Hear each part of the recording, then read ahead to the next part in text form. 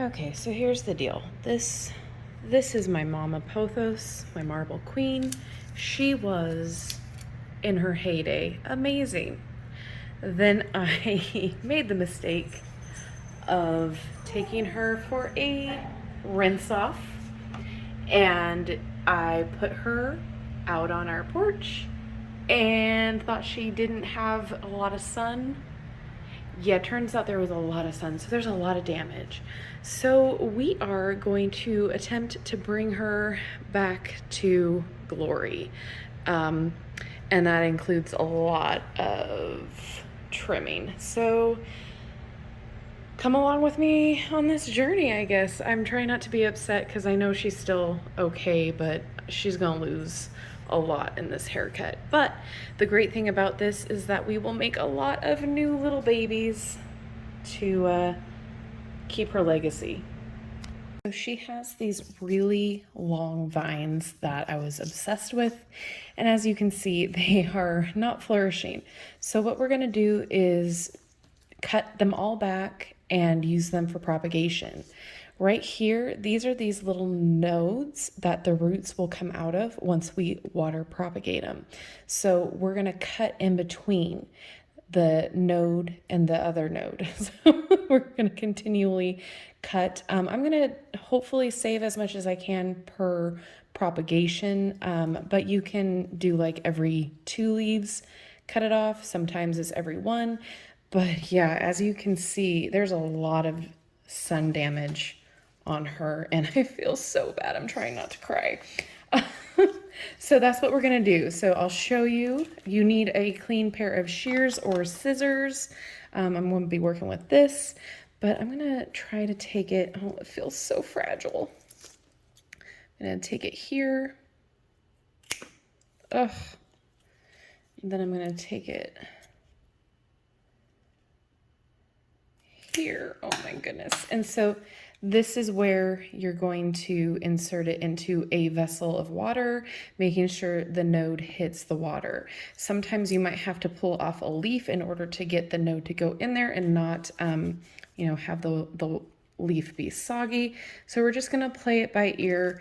I'm gonna kind of keep going. This makes me so sad. She worked so hard for this.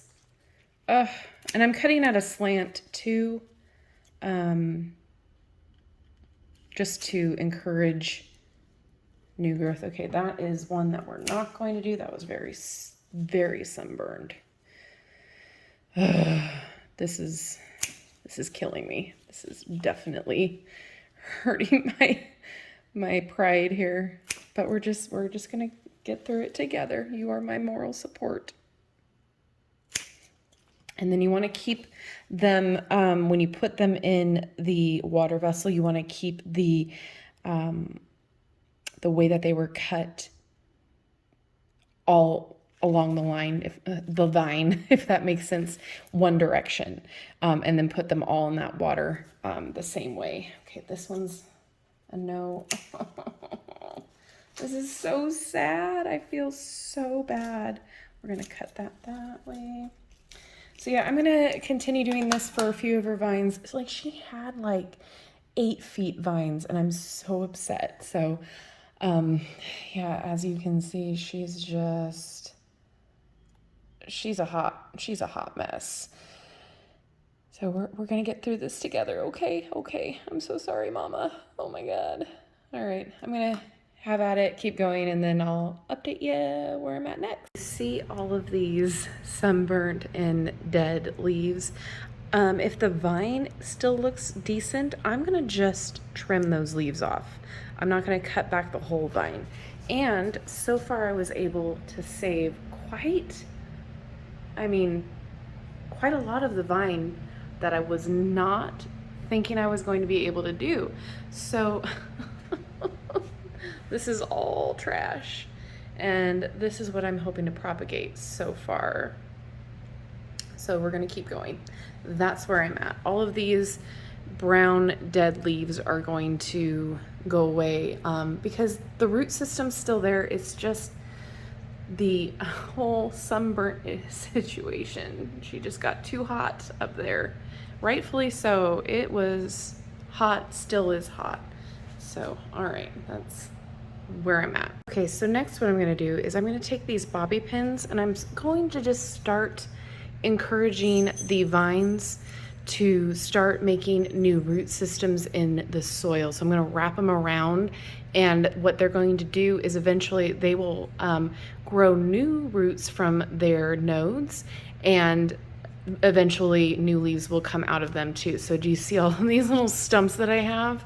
They're going to wrap around and in turn make this look fuller and more alive. So I'm gonna try to do this with the camera, but I don't know if I can. I'll start wrapping and showing you what I'm doing as the process goes. Okay, so right here I laid this vine because it was pretty short on the soil, and I'm gonna just stick the bobby pins as a tack to hold it in the soil.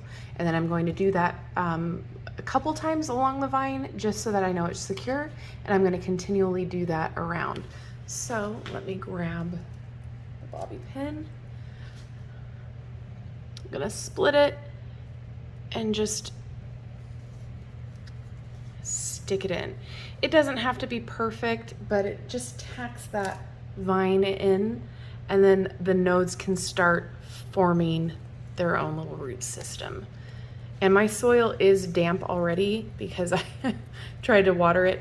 And keep in mind your plant, if you have a plant like this and are doing something similar by cutting off a lot of the vines and the leaves, it's going to go into a bit of a shock. So just keep that in mind too. It might not come back like all bright and happy and full for a while because you gave it quite the big haircut. Here's another vine. I'm going to kind of encourage it to go the opposite way. Tuck it in right there and start putting bobby pins in that. This just ensures that the nodes are going to be in contact with the soil. So that's all we're looking for. All right, so these are all of the little cuttings that we will propagate in a minute. But here she is. I mean, as far as, is it my favorite? No. I mean, it'll do.